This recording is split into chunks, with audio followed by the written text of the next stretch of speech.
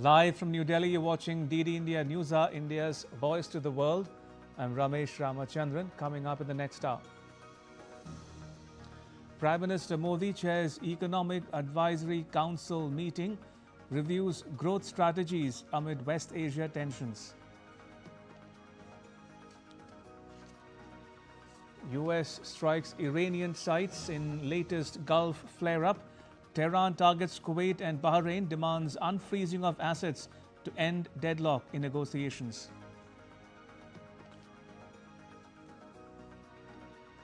External Affairs Minister Jaishankar tells Nepal Foreign Minister it's time to transform the direction of bilateral ties and realize its full potential. And 15-year-old Vaibhav Suryavanshi gets India T20 call-up, breaks Sachin Tendulkar's record to become the youngest ever player selected for the national team.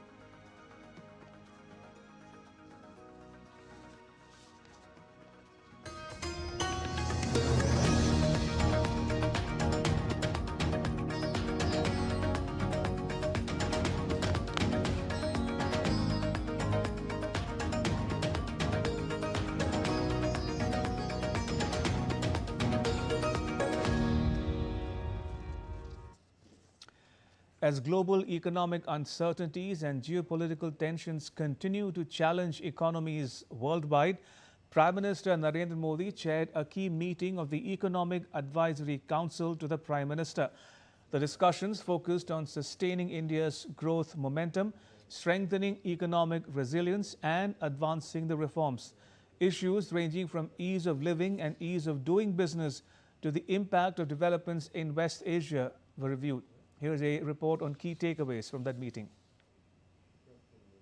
Prime Minister Narendra Modi chaired a meeting of the Economic Advisory Council to the Prime Minister on Saturday. The meeting focused on measures to sustain and accelerate India's economic growth amid global uncertainties and geopolitical challenges. During the meeting, the Prime Minister and members of the Economic Advisory Council discussed strategies to maintain India's growth momentum in an increasingly volatile global environment. The Council also reviewed reforms focused on improving the quality of life for citizens and enhancing the ease of doing business. Discussions centered on making governance more efficient, reducing compliance burdens, and creating a more conducive environment for investment and entrepreneurship. Members also shared their assessments of the impact of ongoing developments in West Asia on India and the global economy. Amid global economic uncertainties, members held detailed discussions on fresh economic reforms aimed at sustaining and strengthening India's growth trajectory. The Council assessed the potential impact of developments in the Red Sea region and West Asia on India's trade flows, MSME sector, supply chains, and crude oil imports. There was broad support for further simplifying regulations and reducing procedural hurdles to improve ease of living for citizens and facilitate business activity. Discussions also focused on strengthening domestic manufacturing and boosting domestic consumption to help shield the economy from external shocks and global disruptions. The Economic Advisory Council to the Prime Minister comprises economists and policy experts who provide independent advice on economic and development issues. The Council plays a key role in offering recommendations on long term development priorities and emerging economic trends. Bureau Report, DD India. Now, India's economy maintained strong momentum in financial year 26 despite global uncertainty, geopolitical tensions, and rising energy prices. According to data released by the National Statistical Office, India's GDP grew 7.7% during the financial year, surpassing the government's earlier estimate of 7.6%. India's growth story remained resilient through financial year 2026, supported by strong domestic demand, healthy consumption, and robust investment activity. According to data released by the National Statistical Office on Friday, India's GDP growth accelerated to 7.8% in the January-March quarter from 8% in the previous quarter. This pushed the full year growth rate to 7.7%, higher than the government's second advance estimate of 7.6%. Apart from the consumption-oriented sectors, if you look at the supply side of the economy, the manufacturing sector growth, which was very high in FY26, and if you look at the IIP infra goods, all these numbers are all also in light green to strong green. With data available, you might think that there's only 1 month of data for the new financial year. But remember, it is 2 months of data since the conflict broke out. The secondary and services sectors emerged as key growth drivers, expanding by 8.8% and 9.3% respectively. Manufacturing, trade, transport, communication, and financial services recorded strong double-digit growth. On the expenditure side, both private consumption and capital formation registered growth of more than 7.5%, indicating sustained economic activity. Prime Minister Narendra Modi welcomed the figures, calling them a reflection of the strength of Indian economy and the success of ongoing reforms. आज देश में infrastructure का जो इतना विकास हो रहा है,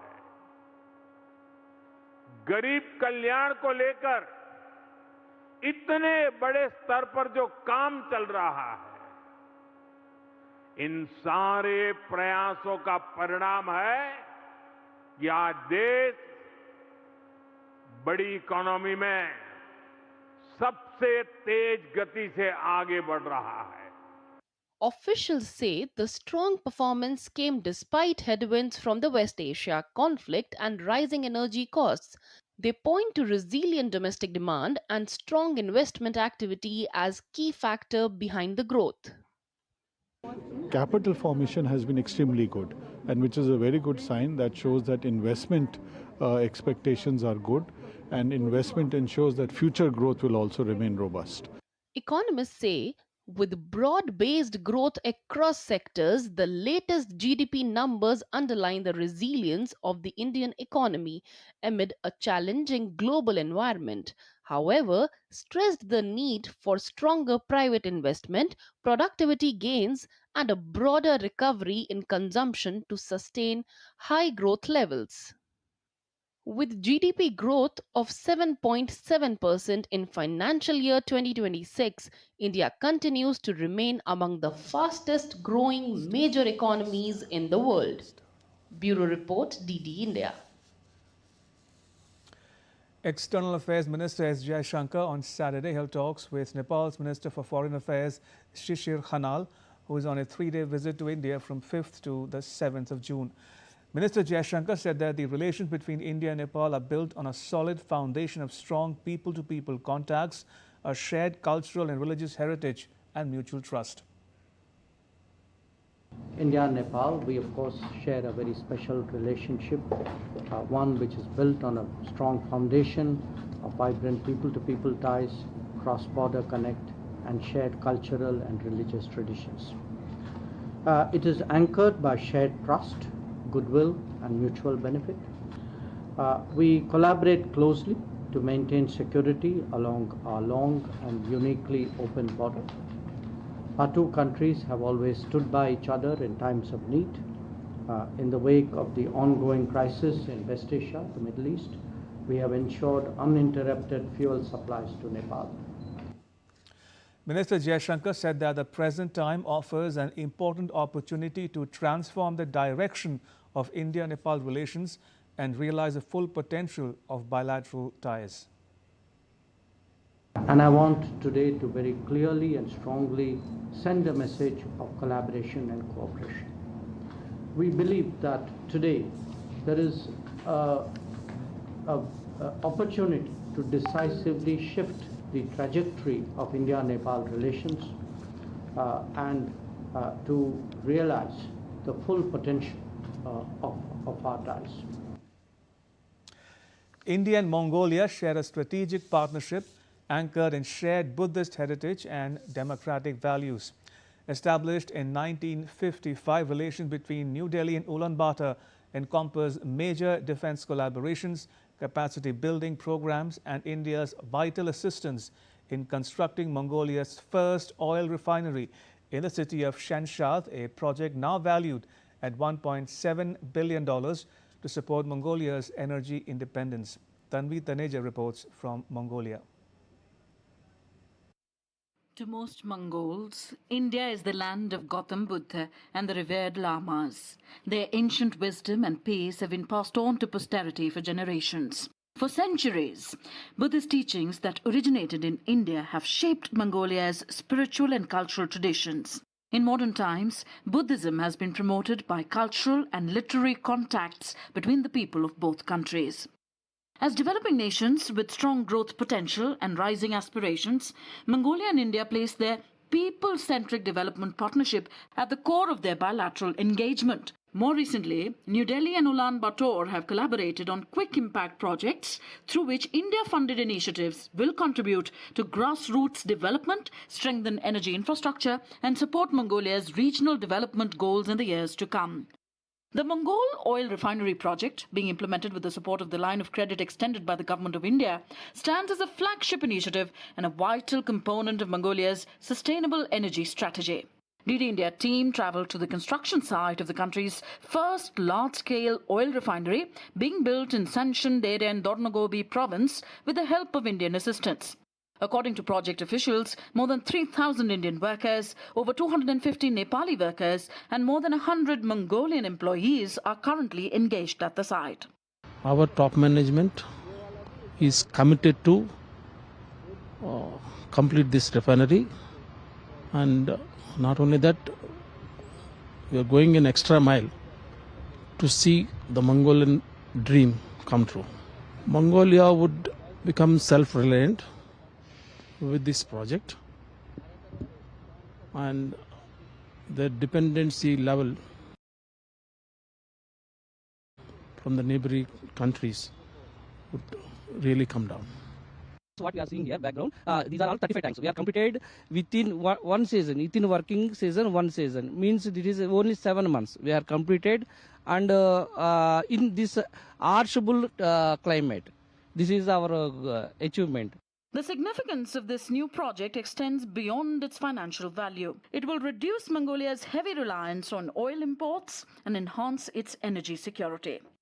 This project is for between India and Mongolia. It's such a precious project, and from Indian side also, I think it's a very expensive soft loan from Indian Exim Bank. We need some independence on the energy sector, so it's really good opportunity having our own refinery, and also using our good to the final product. It's our opportunity, and it will change the game, yeah. And we are really happy participating in this project. Wearing our safety PPE kits, we assess the worker conditions and emergency protocols set up at the plant. यहाँ पे मुझे 1.5 साल हो गया, हाँ जी, और बहुत अच्छा लग रहा है यहाँ पे काम करके, हाँ जी, कंपनी मतलब हमारा बहुत देखभाल भी करती है, हमारी गवर्नमेंट भी बहुत सपोर्ट कर रही है, बहुत अच्छा लग रहा है हम लोगों को। ये मंगोलिया का फर्स्ट इंडस्ट्री है, हम एक इतिहास रचने जा रहे हैं, क्योंकि मंगोलिया के डेवलपमेंट में जब भी जिक्र होगा हमारे देश का नाम जरूर आएगा। भारत सरकार के द्वारा ही बनाई जा रही है मंगोल रिफाइनरी, तो ये एक तरह की हिस्टोरिकल है कि अदर कंट्री में भारत की पहली बार कोई रिफाइनरी प्लांट बन रही है। The Mongol refinery project is a government-to-government initiative, but Hyderabad-based MEIL's country head Murli KBVS feels the project will be a game-changer not only for Mongolia but for Indian investments in the region. Of course, it's a very big project for us, not even prestigious to our MEL and as well as to the country. As per the schedule, it is in 2028. We are moving ahead in that directions. Let us see what we can do the best to that project for the completion of the project for that schedule. Okay. Upon completion, the refinery is expected to process 1.5 million tons of crude oil annually, producing gasoline, diesel, aviation fuel, and LPG for Mongolia's domestic market. Another key aspect of the India-Mongolia Development Partnership are the educational projects supported by India. These include the India-Mongolia Friendship School in Ulaanbaatar and the Atal Bihari Vajpayee Center of Excellence in IT Communication Outsourcing. Backed by India's Jal Shakti Ministry, Vapcos Limited is managing the ongoing development of this centre, also in Ulaanbaatar. These facilities, expected to be completed by the end of this year, aim to boost educational skills and technological infrastructure across Mongolia. From schools and technology centres to capacity building initiatives, India is helping create opportunities for Mongolia's next generation. And it is these people-centric projects that are adding a new dimension to India-Mongolia strategic partnership. With camera person Saurabh Shukla, Tanvi Taneja in front of the Parliament building in Ulaanbaatar for DD India. Still to come on DD India Newshour. Russia's President Vladimir Putin praises India's IT promise. India slams Pakistan at UN over Jammu and Kashmir remarks. And a look back at Modi government's success in reviving and expanding the welfare state.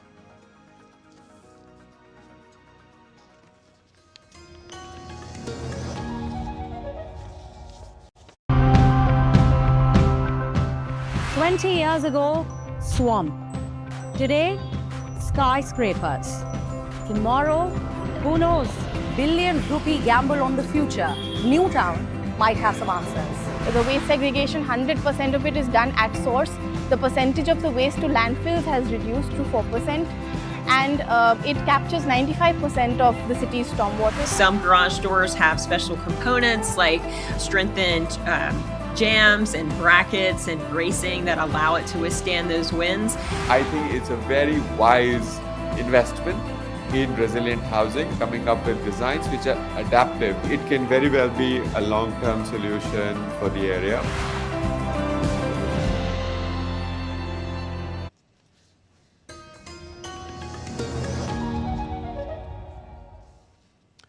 Welcome back. You're watching DD India Newshour. I'm Ramesh Ramachandran.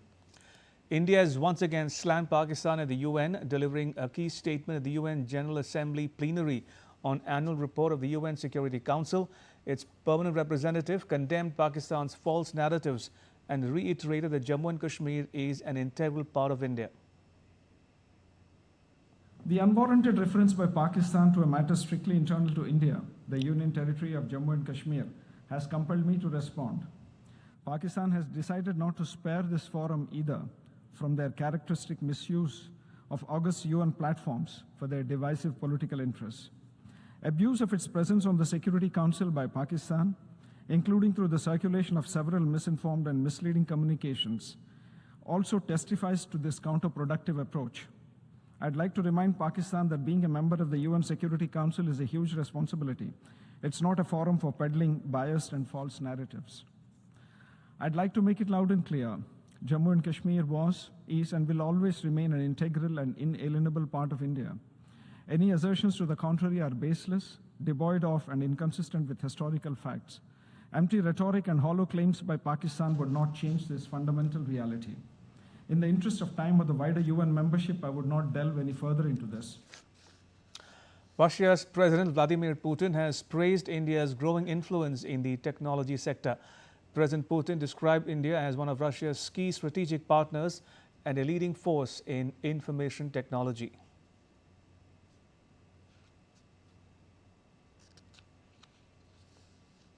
Another key partner of ours is India, which is one of the leading players in the IT industry. It accounts for a significant share of the global software market. President Putin has brushed aside calls for direct talks with Ukraine, insisting that only long-term agreements can pave the way for negotiations. His remarks come as the conflict shifts sharply into the skies, with Ukraine intensifying drone strikes deep inside Russian territory and Moscow claiming mass interceptions. Rahul Upadhyay brings us more.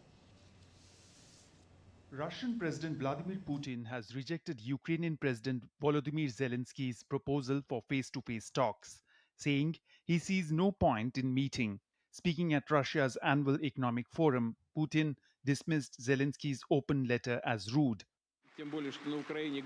I don't see the point in meeting Ukrainian President Vladimir Zelensky. There is only point in this meeting for the Ukrainian side to stop the advance of our armed forces.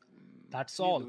But we need agreement not for 6 months, not for 3 months, but for the long term. Let's the expert work, develop some solution, and then we can meet, witness the signing of some documents or even sign something. But first, we need to find a solution. Hours later, Ukraine escalated its drone campaign. A strike ignited a fire at an oil depot in Ust-Labinsk, Russia's southern Krasnodar region.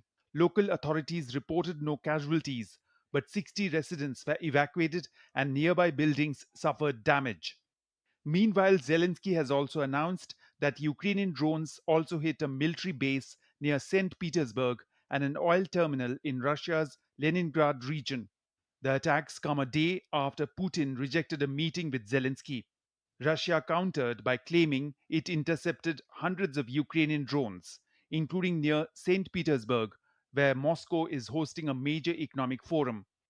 Meanwhile, Ukrainian officials reported at least 3 people killed in Russian strikes. The intensifying drone strikes highlight the deepening stalemate, with both sides escalating attacks as diplomatic efforts remain frozen and the conflict enters its 5th year. Rahul Upadhyay's report for DD India. Tensions in West Asia are intensifying as Washington, D.C. and Tehran trade strikes across land and sea. The U.S. military reports intercepting missiles and drones aimed at its allies, while Iran warns of closing the Strait of Hormuz and demands the release of billions in frozen assets. The regional fallout is spreading, with Israeli strikes in Lebanon adding to the volatile situation. Rahul Upadhyay reports. US President Donald Trump said Iran still retains 21 to 22% of its missile arsenal despite repeated strikes, warning Tehran still has significant capacity with drones and rockets. The US military confirmed defensive strikes on Iranian radar sites in Goruk and Keshem Island after shooting down 4 Iranian drones near the Strait of Hormuz. Officials said the drones posed an immediate threat to maritime traffic.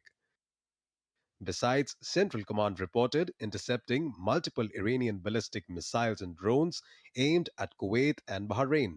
6 missiles were shot down, while a 7th failed to reach its target.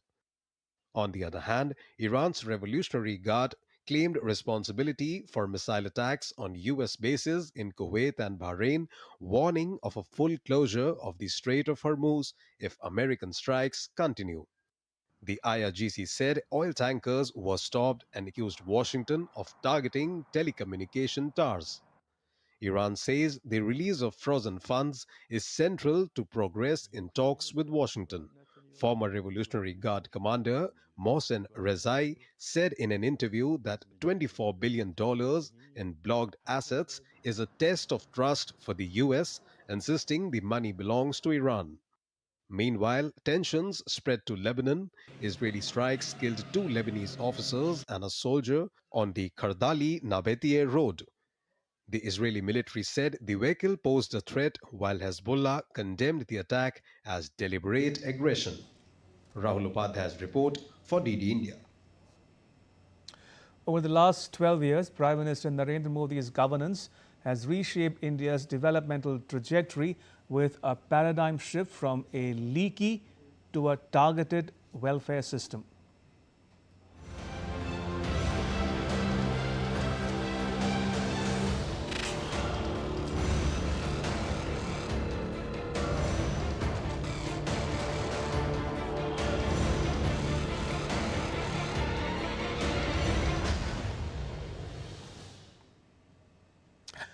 As the NDA government completes 12 years, the Modi era has been defined by a paradigm shift from a patronage-based, leaky welfare system to one that is targeted, transparent and technology-driven.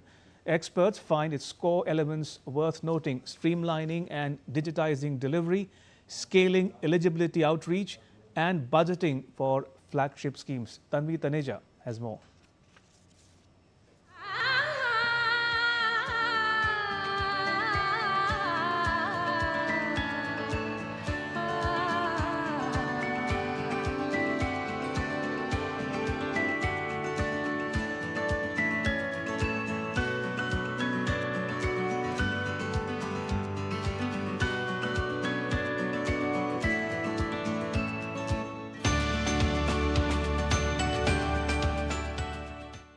From the time Prime Minister Modi rose to prominence as the Chief Minister of Gujarat in the early 2000s, his affinity for promoting business and entrepreneurship was well known. During his tenure as Gujarat Chief Minister, the state's economy grew at a faster pace than the national economy for more than a decade.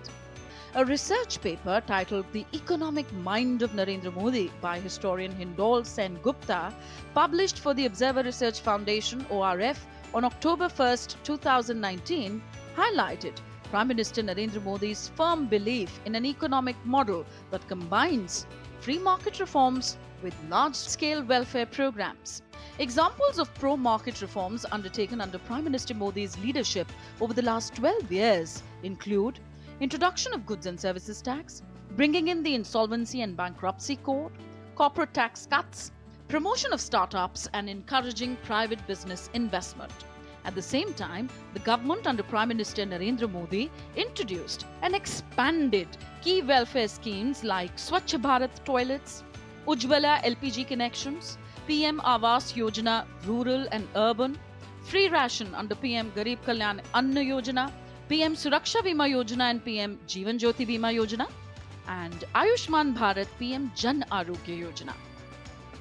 The figures illustrate the impact of these schemes. Over 57 crore bank accounts had been opened under the Jan Dhan Yojana by February 2026, greatly deepening financial inclusion across the country. More than 1 crore homes have been built, of which over 98 lakh houses have been allotted, distributed across the country under the Pradhan Mantri Awas Yojana Urban. That's not all. Over 80 crore people are receiving food grains free of cost under the PM Garib Kalyan Anna Yojana. We are a very stable economy, very stable force that our economy and our policies are. And also I must mention that to the world, we have, as an engine of growth, served for nearly 6 years now. This recognition of the country, and during this whole journey, before COVID, after COVID, we have had the Prime Minister at the helm of affairs. He has led it from the front. All these policies that I am talking about, the policies that we need to be proud of, which have provided stability, both monetary and fiscal stability and financial sector stability, have been led by this government. During his 12 years in office so far, Prime Minister Modi has striven to improve the efficiency of the government machinery through the wider application of modern technology. A key example of such efforts, popularly called the JAM Trinity, includes Jan Dhan, Aadhaar-based identification for direct benefit transfers, mobiles for UPI digital payments. This digital governance initiative is a prime example of how a leaky welfare state model dramatically cut down middlemen and corruption and enormously improved efficiency of direct transfer of welfare benefits. So the beautiful thing we've been able to do is the DPI through UPI. It is extraordinary. It's something which is even the most advanced countries don't have that. Our digital services are extremely optimized in cost. I mean, it's a wonder what we've been able to do with data services. They are so shockingly economical that any citizen in the country with just $2 or $3 worth of data, 200 rupees, can consume a lot of data. So that part is very well taken care of. Penetration is also excellent. Most parts of the country has very good penetration. Despite the ongoing global shocks from the West Asia crisis and the Ukraine conflict, India has managed to keep its economic growth remarkably on track even in globally troubled times. But the West faces a different outlook. Once referred to as the gold standard for welfare, the US, the UK, and most European countries are currently facing mounting economic difficulties. So far, what has been the rule? Whatever happens in advanced countries, we have to follow that. Now, what is the rule? Whatever is happening in our country, they can also follow it. And not only that, Latin America, Africa, those countries have clear policy now that they can follow from us. The matter of pride for every Indian, every policy maker in India, and also a matter of pride for the Prime Minister. So as a country, I think we are making our presence felt on the global market. Among Prime Minister Narendra Modi's many economic triumphs so far has been his successful efforts to revive, strengthen and expand the Indian welfare state and make it an engine of more inclusive economic growth. Tanvi Taneja for DD India.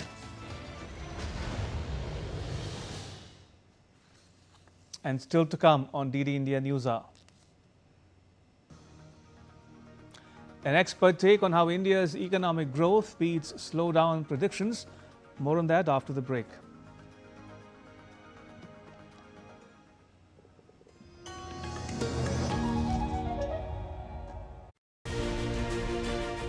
I think today the leadership has clarity. I think the country has clarity. We have much sharper defined sense of national interest. Where China is concerned, yes, we went through a difficult period starting with 2020 when peace and tranquility in the border areas was disturbed. But in the last year, I think things have settled down. You know, the peace and tranquility is maintained, the patrolling is taking place as it is planned, etc. I would say the Russia relationship has remained steady. Even as Russia's relationship with other countries have undergone a big change. I would say Japan is an example again of a very steady relationship. In all our diplomatic accounts, where has been the biggest improvement? I would say without question it's in Europe.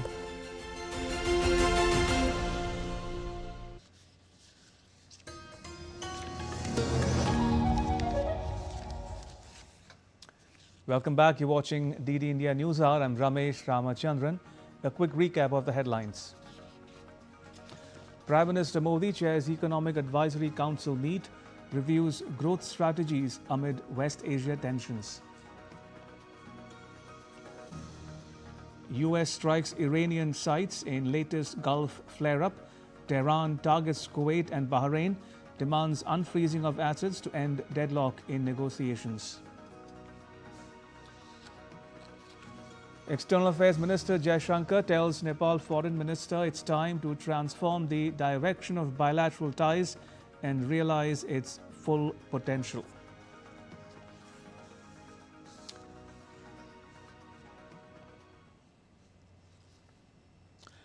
All right, going back to the top story we are tracking here on DD India Newshour, the state of the Indian economy. And joining us is Professor Anil Kumar from the Department of Commerce of the Delhi School of Economics. Professor Kumar, welcome to DD India Newshour. Now, India's full year growth hit 7.7%, beating the government's own advanced estimate of 7.6%. What specific unexpected factors in the final quarter caused this extra momentum, Professor?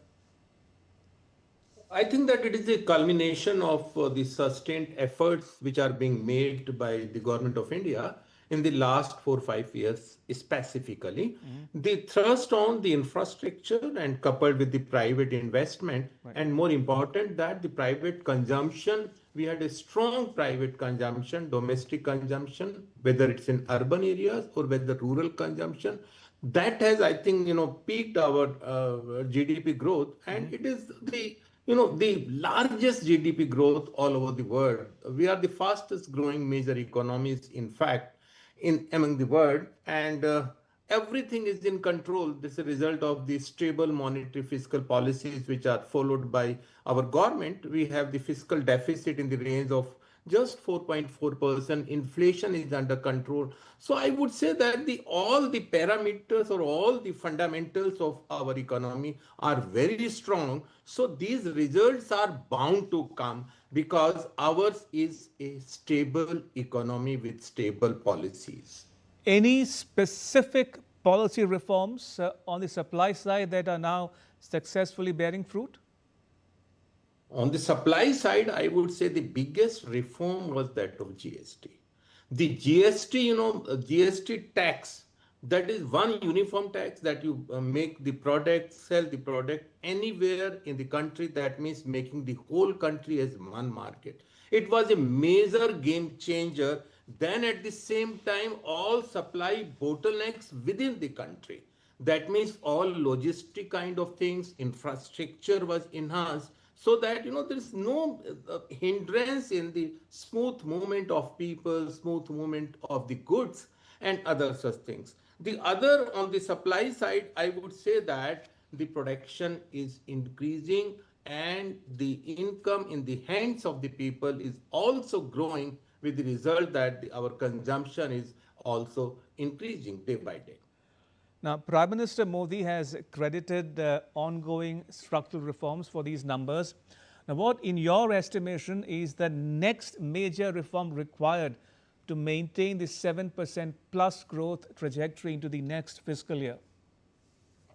I think that in the next year or years to come, the focus has to be on job creation, number one, so that we have the momentum of strong demand continuing. The government efforts are underway in this direction. At the same time, the usage of technology and specifically the usage of AI in our processes, whether it is manufacturing, whether it is other kind of processes, it has to be enhanced. Our share of manufacturing in the GDP has to be enhanced by 25%, which is the target by the year 2030, because this is the sector which prompts growth. At the same time, it creates more and more jobs for the people. So when the jobs are forthcoming, that we are already into the vicious cycle. That means more jobs, more money in the hands of the people. That means more demand, more investment, and the higher and higher growth of our country. Professor Kumar, the data highlights strong overall momentum, but rural distress and climate volatility remain persistent concerns. How healthy was the agricultural sector's contribution compared to the booming services and manufacturing sectors? I think that this is one of the strongest factor also, that besides the manufacturing and service sector, our agriculture sector is also showing the growth. When we talk about the crop production, it is increasing year by year, number one. Number two, the other thing is that we started using the kind of seeds and the fertilizers which are helping our agriculture sector. The focus is also towards horticulture, towards livestock and other kinds of cash crops. I think that it is bearing fruits for us. Right. Professor Kumar, what did you make of the Prime Minister chairing a meeting of his Economic Advisory Council? We are told that issues ranging from ease of living and ease of doing business to the impact of developments in West Asia, that is the Iran war, were reviewed. You think this meeting was timely? Yes, it is the need of the hour, in fact, and every country in the world is facing the challenges and the problems coming out of US-Iran conflict. And the government, of course, is taking stock of the situation every day, every hour, and taking whatever preventive steps we can take, whatever corrective steps we can take. We are having more and more focus on the renewable sources of energy. At the same time, the alternative sources of energy are being these are all being sourced and also all being explored. And at the same time, the government is not losing sight of the welfare policies initiated 10, 12 years before. As you know, as well said that Indian economy is the inclusive welfare state. Inclusive means as the government came to the power in 2014, it was on the plank of only development, and development is such which is inclusive development. That means the focus on the reforms, structural reform is not one-time kind of a process. It's an ongoing process. And if you see the record of the government for the last 10 years, every year one or the other reforms are taking place, new and new policies to boost up our economy with an eye on ease of living, ease of doing business, to attract more and more foreign investment into the countries, the capital inflows. I think that all is, I would give full credit to the Modi government that while taking all these steps, these kind of meetings help us in taking stock of the current situation and in embarking upon a future course of action. Indeed, and talking about West Asia tensions, Professor Kumar, I have just about enough time to ask you one follow-up question. Now, the economy accelerated despite the Iran war and rising energy costs. How long can domestic demand shield India or other countries as well if these global geopolitical tensions worsen? This is, of course, a very challenging factor for us. We are already in the 99th day of the conflict, but the management of the government is superb that so far we have been having a good control over the fuel prices and the prices of other essential commodities. Government is managing it very well, but at the same time, with the reform process underway, the domestic consumption, domestic demand has to be boosted up. That means the focus of the government, which has been there on these issues, is to be sustained, and this is what the government is doing. More and more investment on data center, more and more investment on the technology, more and more investment on AI, and in having the semiconductor unit, manufacturing units. All these are continuing. I would appreciate the efforts of the government made in this respect. Professor Anil Kumar, pleasure as always to talk to you. Thank you for your time. Much appreciated. Okay. Right, moving on, North Atlantic Treaty Organization or NATO ground forces on Saturday began operations to strengthen defenses around Sweden and Finland. Following the Ukraine-Russia conflict, both Nordic nations ended decades of military non-alignment to join NATO, with Finland joining in 2023 and Sweden in 2024. NATO Supreme Allied Commander Europe, Alexis Grinkovich, said the region around Sweden and Finland is among the most strategically significant and environmentally challenging areas in the world. And still to come on DD India Newshour. Extreme heat wave triggers public health warning.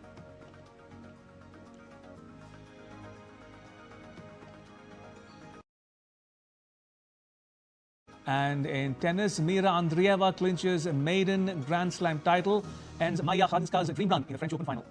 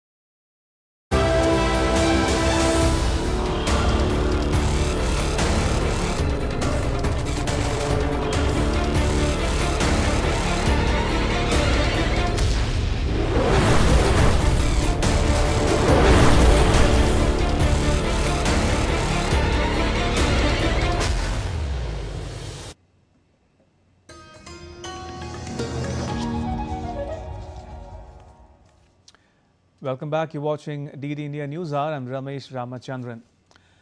As extreme heat intensifies across India, climate experts and the United Nations alike are warning that rising temperatures are becoming a growing public health and economic crisis.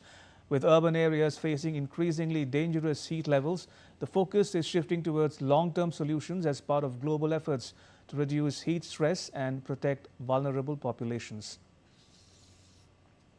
Every summer, Indian cities become a little more unbearable. And for the construction worker laying bricks at noon, the street vendor without shade, the elderly woman in a tin-roofed home, there is no escape. The United Nations Environment Programme warns that heat stress now kills more people every year than floods, storms and wildfires combined. In India, around 82% of the informal workforce, the backbone of nearly half the national economy, is exposed to dangerous heat daily. When we speak, just focusing for a moment on workers, we're talking about 2.5 billion, 2.4 billion or so, which is about 70% of the global workforce, who are likely exposed to dangerous heat, including about 82% of India's informal workforce. And those obviously most exposed are construction, people in construction, in labor that is outside, physical, street vendors. With humidity factored in, temperatures in some cities have been approaching 50 degrees Celsius, levels that the climate experts describe as beyond livable. Urban areas are especially vulnerable, with concrete and asphalt trapping heat and making cities significantly hotter than surrounding rural regions. For many residents without access to air conditioning, there is little escape from the extreme heat. However, the United Nations says the answer to the extreme heat is not air conditioners, but redesigning cities for passive cooling. Measures such as cool roofs, better ventilation, shaded public spaces, reflective surfaces, and more green cover can help reduce temperatures while cutting energy use and costs. If you go into the countryside and walk through a field, you will know that it is likely cooler than if you walk in an urban concrete setting. And so the more we think about our cities to cool down our cities, passive cooling with wall and roof design, with glazing, shading, ventilation, and green and blue spaces, this is really how we can more cheaply bring down the cost than very expensive and polluting air conditioners. As part of the UN's Beat the Heat initiative, 44 Indian cities have joined over 230 cities in 40 countries across continents in a global effort to translate heat resilience plans into action on the ground. But UN officials say much more needs to be done to ensure that vulnerable populations have access to affordable and sustainable cooling solutions. We are very happy to see 44 cities enroll. We're happy to see the government step into this space to lead. But the reality remains that, across the world, more than 1 billion people lack adequate cooling, including in India. And if we do not take action, that number, the 1 billion, will become 3 billion by 2050 because of the rising temperatures. Experts believe the solution lies in steady investment in cooling and an unflinching commitment to cutting the emissions that are making every summer worse than the last.